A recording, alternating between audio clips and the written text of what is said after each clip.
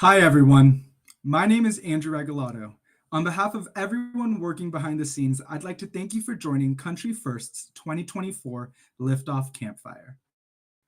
We're honored you've taken some time to join us in reflecting on the importance of good, reasonable people, regardless of where they fall on the political spectrum, coming together to make democracy healthier and work better for everyone. Here at Country First, we welcome all reasonable people of goodwill, from all parties and of none.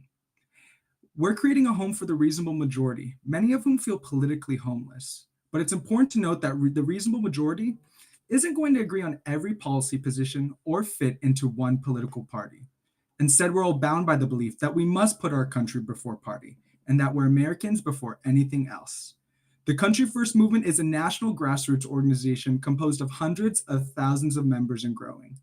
Some of you here tonight may be new, and others might have been here since January 2021. Either way, we would not be here where we are today without the committed volunteers from all across the United States who are working hard to make our country a better place for everyone. As you know, earlier this week, the New Hampshire voters took to the polls in the Republican primaries. Earlier this year, MAGA officials attempted to close this primary so voters, especially undeclared and independent voters, could not participate. However, they were unsuccessful, and the Country First Coalition has been on the ground since, monitoring developments and ensuring eligible voters knew how they could participate and make their voices heard. Earlier this week, Country First also rolled out a comprehensive voter education program targeting undeclared voters to encourage them to get out to the polls. It was viewed more than 2 million times, so let's take a look at one of our message-tested short-form videos.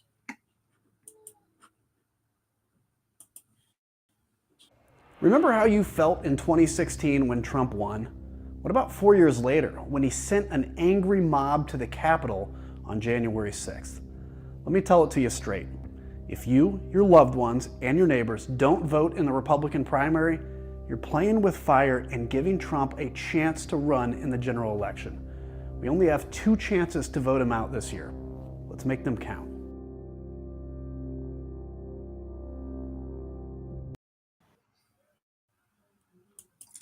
Now, please join me in welcoming the founder of the Country First movement, as well as veteran of the United States Air Force, Congress, and January 6th committee, ladies and gentlemen, Adam Kinzinger. Hey, thanks, Andrew. Thank you to everybody. Thanks for your participation in the organization, your participation in democracy at a time when we really need you.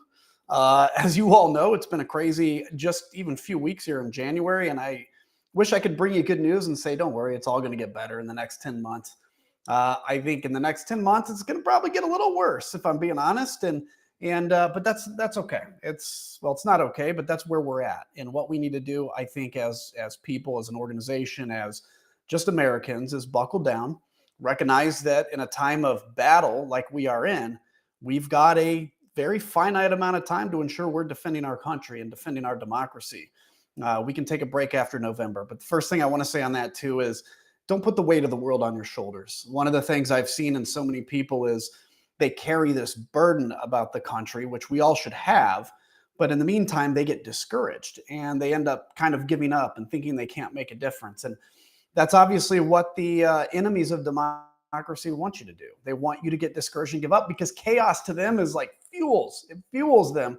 And chaos to many of us gets exhausting. So we look at, for instance, New Hampshire. Iowa's Iowa, right? Like 9% of Iowa actually voted. I don't think it really says that much.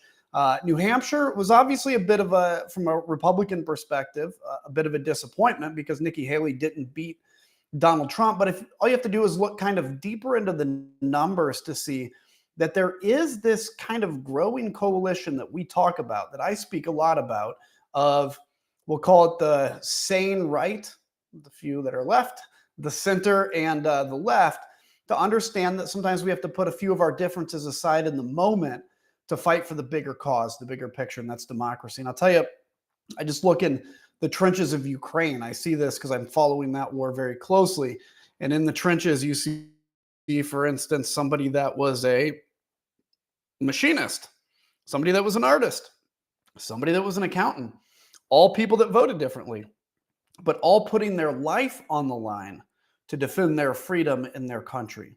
All we're being asked to do is to take an aggressive approach to focus on what's going on in this election and to ensure we defend our democracy without having to fire a shot or without being shot at, like you see in Ukraine. And that just shows me how serious and how important democracy is when you have people that are in a struggling democracy that have that threatened, that now recognize the real cost and the real danger. And that's where we're at this moment. So 2024, what we've seen so far in the primaries in New Hampshire is independents went largely against Donald Trump. That's a good sign.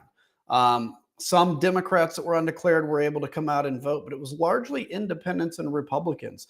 And there's a significant amount of people in the Republican Party, not huge, but it's significant, that have said they will not vote for Donald Trump if he's the nominee. And it's important to give those people, both in my mind, a reason to look at and say, well, you may not love Joe Biden, but he doesn't hate democracy, right? He's not a threat in that sense. Or if you can't stomach voting for him, vote third party or skip the ballot for the presidency.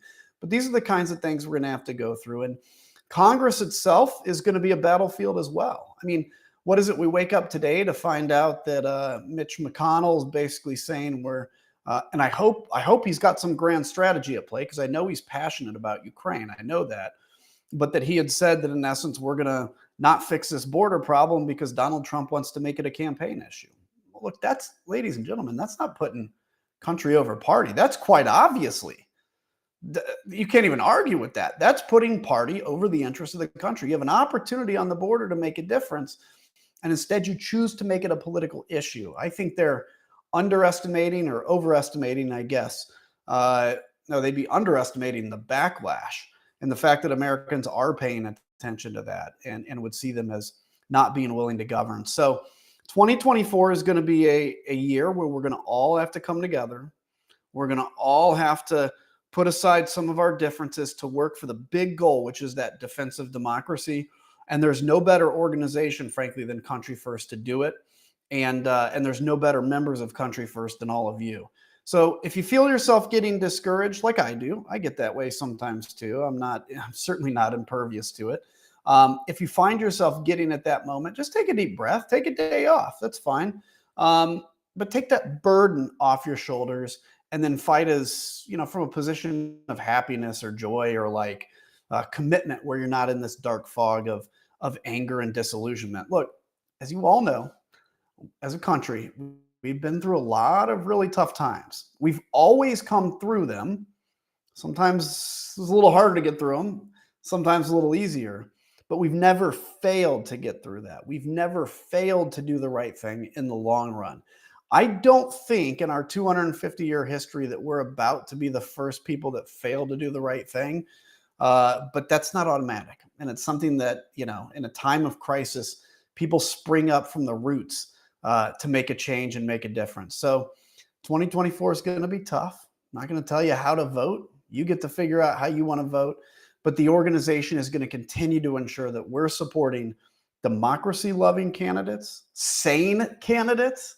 We're supporting people that aren't going to put our kids' and grandkids' future at risk. And that's why we need you to continue to be good supporters. So I appreciate it. I appreciate everybody being here, and look forward to this campfire. We appreciate your insight and inside scoop, Congressman, on everything that's happening in the 2024 race. With it being election season, one topic that's becoming more widely discussed, and you briefly mentioned it, but it's on the mind of many voters: immigration. Beyond retribution, Trump seems to be campaigning on sealing the border and halting immigration, with his diatribes often including vile, racist comments against immigrants. At the same time, there is a crisis at the border, and I think reasonable people from any political viewpoint can recognize that. A lot of people right now are saying Trump might be tough or Joe Biden might be weak in this area. But under both of them, it's been a big problem. So how do we get past this? Well, I smile as you ask that question because I would describe Trump as anything but tough. I mean, look, he talks tough. He acts like he's this big, mean, tough guy. It's like exhausting. his followers think he's tough because he's willing to say what no other president or presidential candidate has ever said. Well, there's a reason for that, because we're a decent country. And because typically we've had presidents and leaders that actually like to lead a country to better solutions and not divide a country. But that's not Donald Trump, and that's not going to be his campaign. He's going to continue to divide and separate. And, and when there's talk of Texas seceding from the Union, which, by the way, the Civil War determined they can't do that. But when there's talks of that, he'll kind of tweak it on a little bit because he thinks that this crazy works for him. It did once, and that's about it. So when it comes to immigration, it's actually a pretty easy issue to solve if we could just put aside that we have to get everything we want, right? So whether you're on the right or left or whatever your position is, and if you just slightly put aside, the fact that it's a political issue. So if we all just said in a locked room, let's come up with a solution, we'd do it in about an hour, honestly. So we'll look at the border from two perspectives. So there's the humanitarian, the border actual, what we're seeing perspective. And then there's the broader issue of immigration. So look, 70% of Americans believe, and all you have to do is Google it, you'll find it, that immigration is good for this country. Now, I never thought that would even be controversial to 30% of Americans, but whatever. 70% is a pretty huge number. And all you have to do is look into those numbers. An illegal immigrant is 80% more likely to start a business. They're actually less likely to take state help, state resources. So they're less of a burden on the system, if you will. And they bring a lot of new energy. I mean, all you have to do is see people that are excited to be here. And that energy is contagious. So that's an easy issue to solve. Here's what you do. You have some version of pathway for people that are here illegally. It's not a amnesty. What it is saying, look, you're not going to deport 20 million people. You're not going to deport 20 million people. As much as Donald Trump says he's going to do it, even if he had the authority to do it, and even if he had the support of 100% of Americans, it's not possible. So let's look at that and say, how do we take that energy that exists and put that into our economy? Look, we're not a crowded country. I'm a pilot. 90% of the times I look out the window, I see nothing but farmland. We have plenty of space, and we need that population growth and energy. So we create a version of the pathway. Now, that means that if you're here illegally, you go to the back of the line behind the people that are doing this legally, of course. You're going to pay a fine. You're going to have to learn English and pledge allegiance to the flag of the United States of America. But everybody agrees on this. Fix the worker visa system. Have a guest worker program. All of this is stuff that Americans agree on. Maybe there's a few around the edges that there's some disagreement. The other issue, though, is on the border. Now, look, I've worked the border as an Air National Guard pilot. There is a real problem.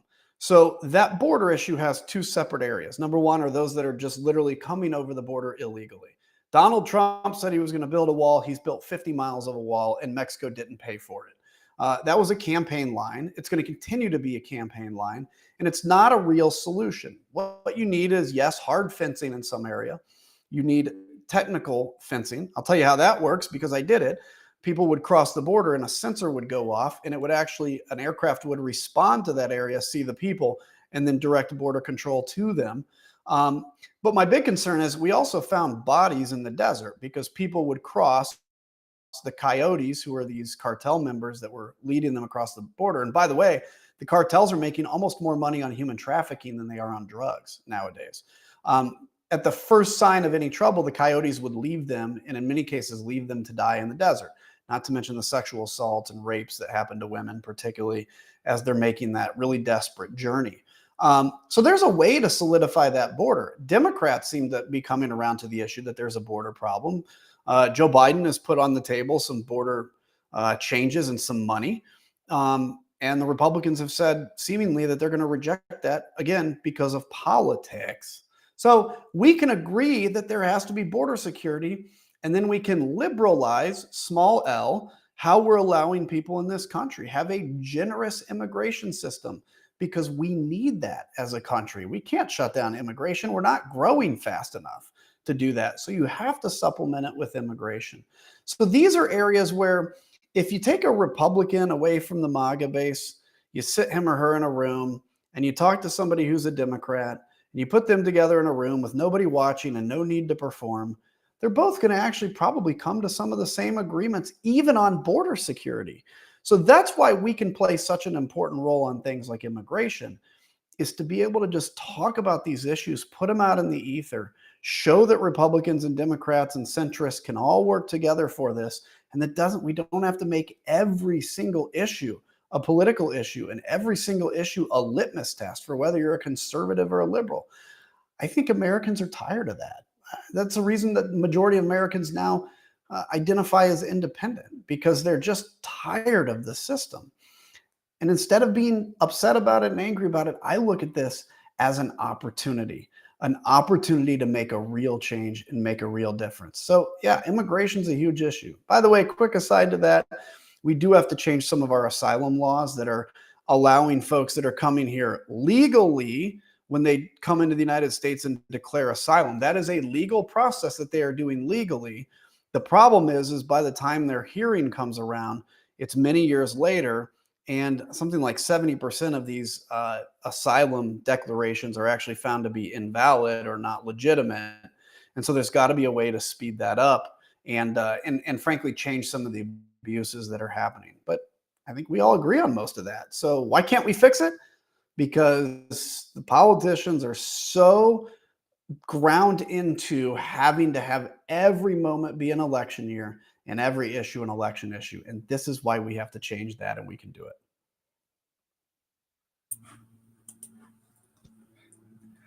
Congressman, thanks for being here tonight.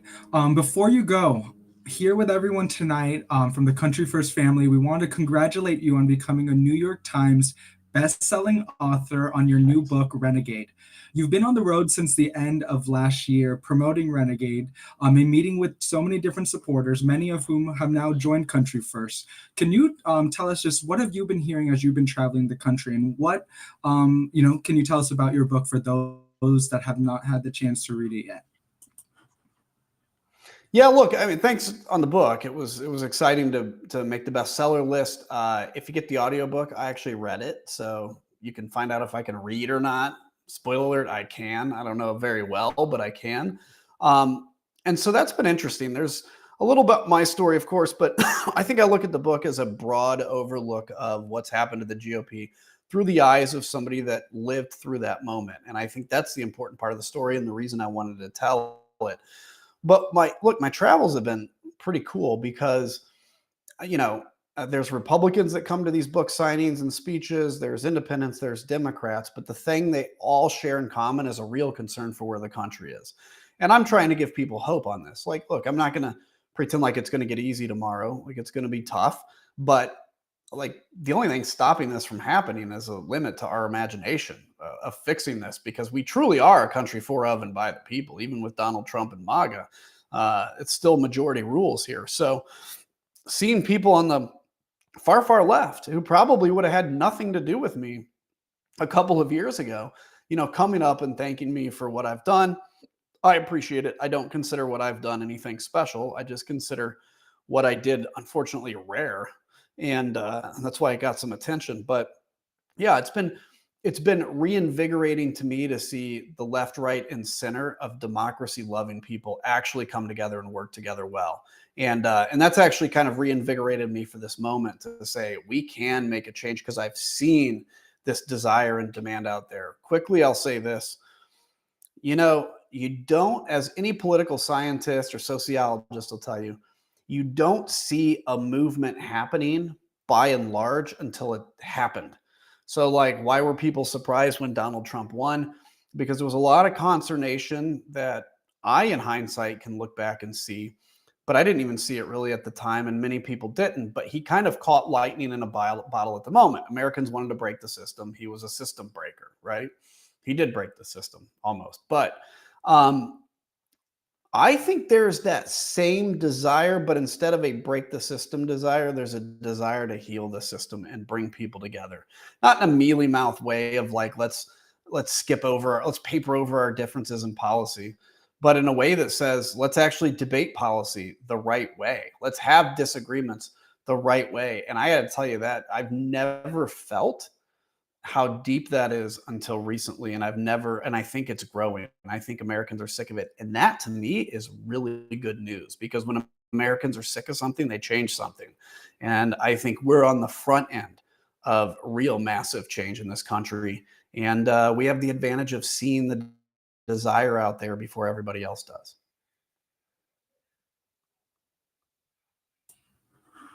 Well, thank you, Congressman, for being here tonight. And if you want to get Renegade, there's a limited edition signed copies on the Country First website, country1st.com. So, Congressman, thanks for being here tonight.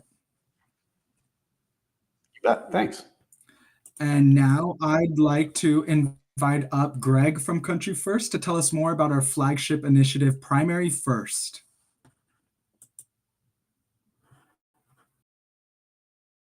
And yes, tonight we'll be discussing our flagship Primary First, which is our hallmark primary election initiative to take on and take out the most toxic partisans. This includes individuals who are still pushing the big lie that the 2020 election was stolen, that the January 6th insurrection was a peaceful protest, and peddling many other conspiracy theories that undermine our democracy. The vast majority of the most toxic Republicans represent safe Republican districts where there is almost no chance a Democrat can prevail. So therefore, the only real opportunity to unseat them is to defeat them in their primary election.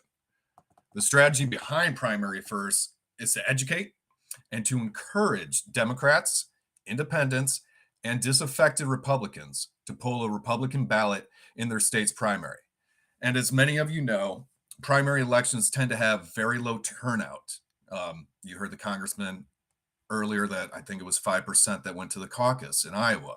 So what does that mean? It means only a small fraction of voters can make a major impact on democracy and oust a bad actor. Now, this hallmark strategy of ours has been tested before. In 2022, Country First deployed the first of its kind strategy, and we saw great success.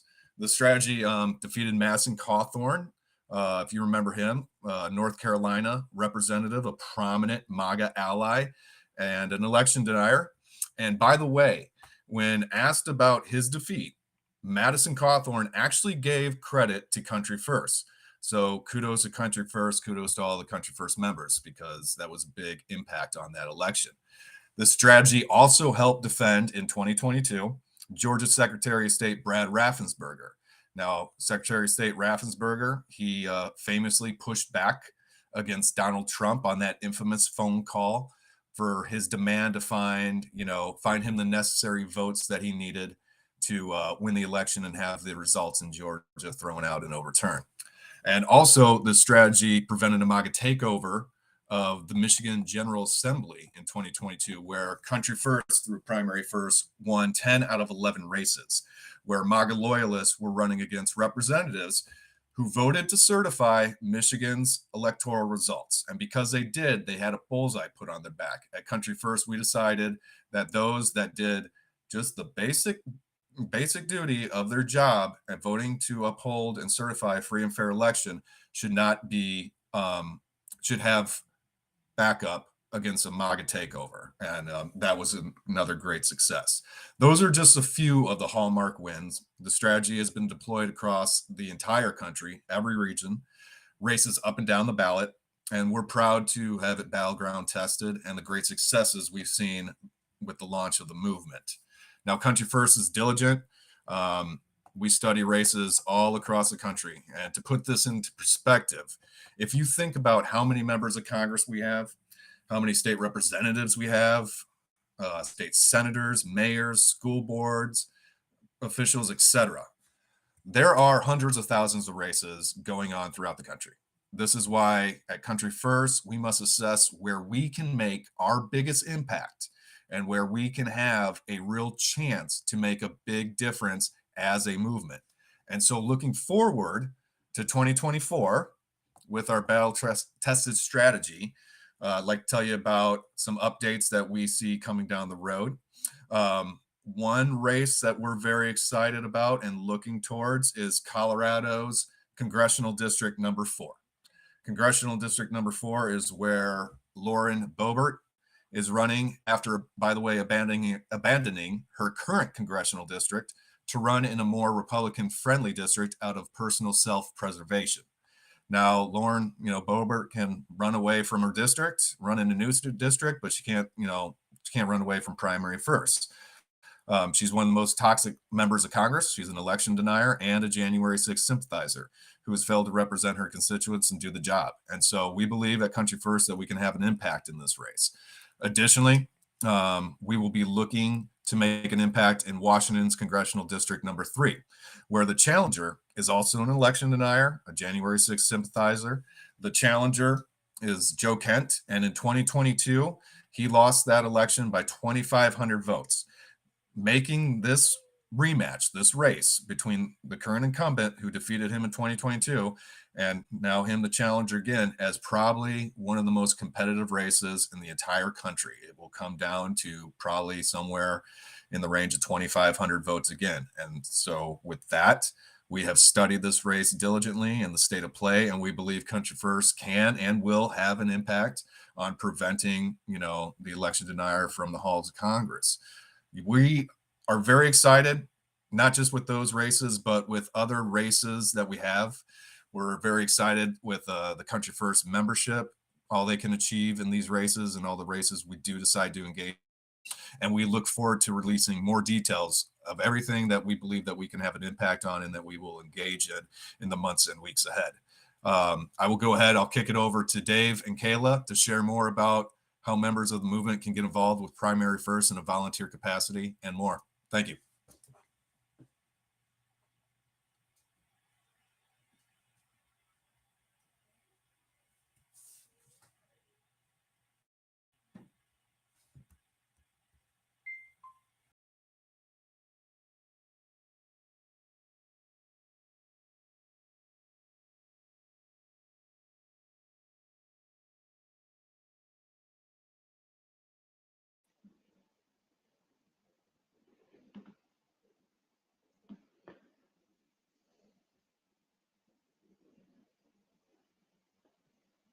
Everyone, and thank you, Greg, for kicking it over to me and Dave. I am so excited to introduce Dave Rapids, Country First National Grassroots Director and my friend, to you all tonight.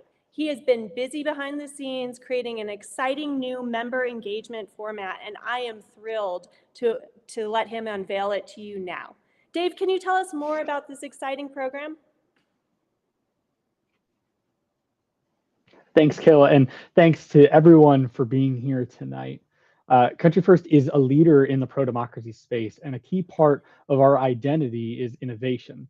That's why we're enrolling a new way to organize and mobilize volunteers in defense of this democracy and to respond to evolving threats in every corner of the country. I love how innovative Country First is. Dave, can you tell us a little bit more about how this new membership engagement program will be organized? Absolutely. We're going to be launching 4 teams, Northeast, South, Central, West, to allow for more robust grassroots opportunities and connections.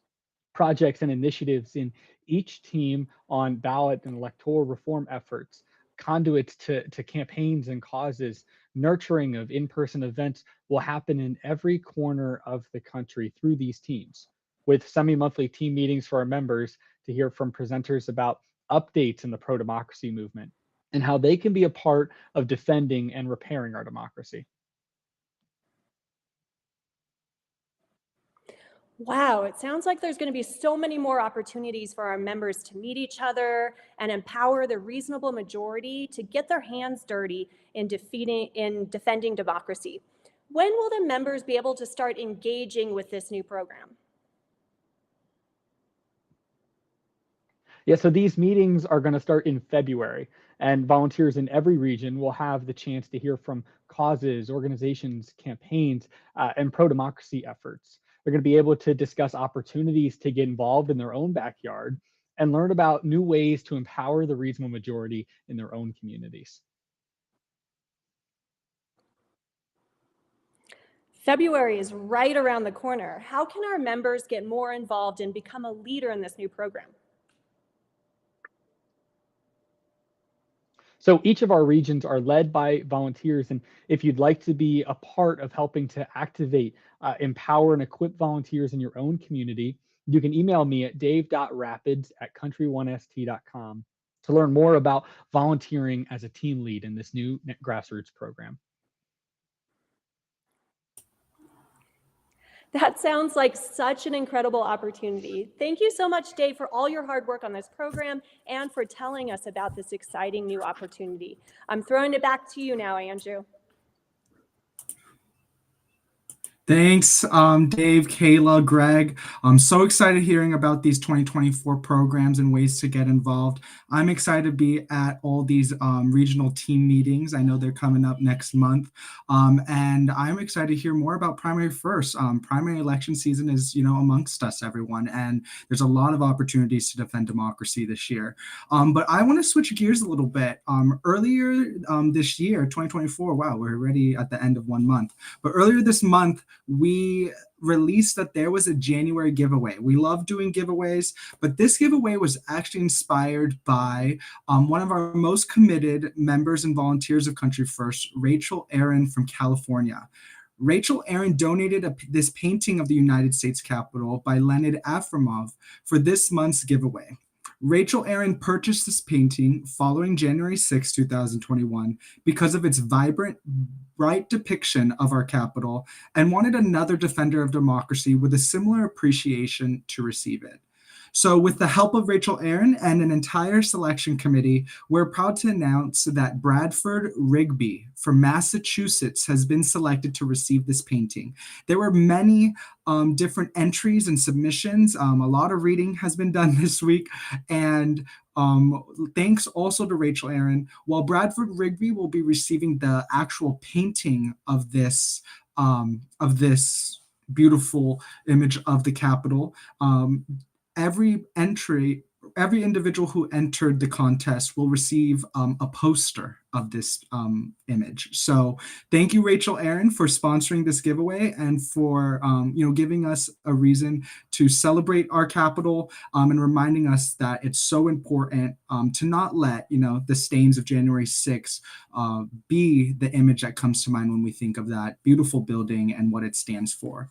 So with that, that is the end of tonight's program, at least here in the live stream. We are now going to go into breakout rooms. In these breakout rooms, this gives everyone here that's tuning in from all across the country the opportunity to jump on camera with us and share what's on their mind. What's on your mind about 2024? How do you feel about races up and down the ballot? And what are you excited for to get involved with in these various initiatives?